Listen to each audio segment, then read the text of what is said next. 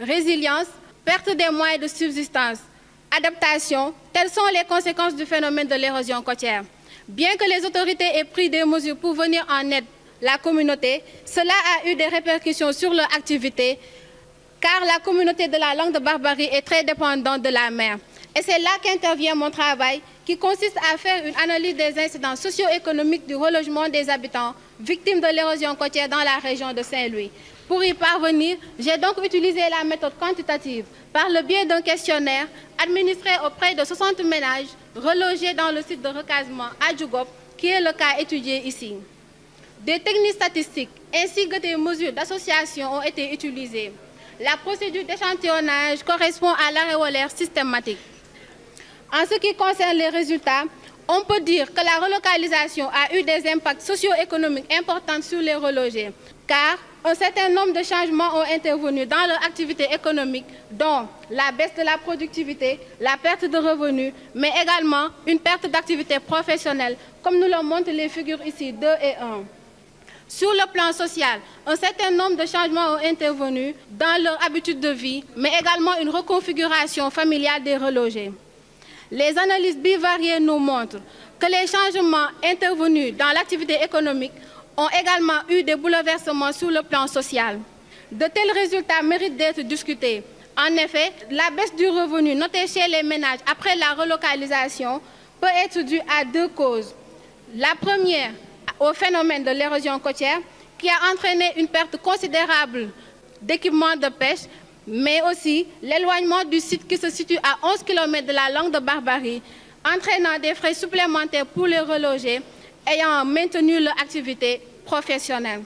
Sur le plan social, les changements notés peuvent être expliqués par les conditions de relogement parfois difficiles, entraînant même une dislocation des ménages. Au vu des résultats, on peut donc affirmer que la relocalisation a eu des répercussions importantes sur la vie des relogés. Cependant, l'étude aura permis une meilleure connaissance des enjeux liés à une telle stratégie d'adaptation. D'où notre question, est-ce que la relocalisation est une stratégie d'adaptation durable pour les victimes de l'érosion côtière? Merci de votre attention. Merci. Bonjour, chers professeurs. Bonjour, chers camarades étudiants. Bonjour, chers posteurs. Je voudrais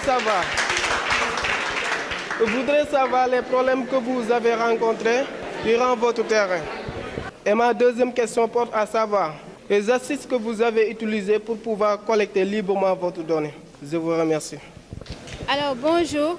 Merci pour ta question. Si je comprends bien, tu veux savoir les difficultés rencontrées sur le terrain. Alors, j'aimerais préciser que cela n'a pas été facile d'aborder une population qui est frustrée, d'avoir perdu tout leur bien et d'avoir été contraint de quitter leur habitude de vie pour rejoindre le site de recasement. D'abord, la première difficulté, elle est liée au refus de coopération des enquêtés parce qu'en ce moment, il y avait trop d'enquêteurs qui venaient sur le terrain. Donc pour eux, on les fatiguait à venir poser tout le temps des questions et il n'y avait pas d'amélioration dans leur vie. La deuxième difficulté que j'ai eu à rencontrer, c'était par rapport à l'indisponibilité des ressources. Parce que certes, ils ont été délogés, mais ils ont maintenu leur activité à Gendar. Ce qui fait que la semaine, de 8h à 18h, ils sont à Gendar. Donc j'ai été obligée de partir sur le terrain vers 18h, ce qui est un peu difficile pour moi vu que je suis une fille et de confronter un terrain assez éloigné, ça a été vraiment compliqué. Merci. Bonjour tout le monde. Donc je vous félicite d'abord tous les candidats de ces remarquables travail que vous avez fourni aujourd'hui. Donc ma question est la suivante. Pouvez-vous nous parler un peu de la pertinence de la méthode que vous avez choisie et dans lequel de vos résultats en particulier vous avez noté cette pertinence?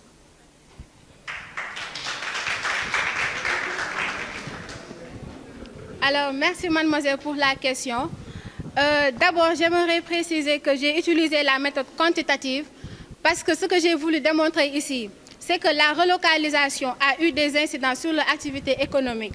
La pertinence de cette méthode, ça m'a permis de voir qu'effectivement, la relocalisation a eu des impacts sur leur activité, car comme nous le montrent bien les figures, après la relocalisation, beaucoup de ménages ont perdu leur revenu. Énormément de ménages ont perdu leur revenu. Mais aussi, ils ont aussi perdu leur activité professionnelle qui concerne plus les femmes qui sont plus susceptibles de quitter leur activité. Donc je dirais pour moi que ça m'a permis de confirmer mon objectif et ça m'a aussi permis de mesurer l'incidence de la relocalisation sur leur activité. Merci.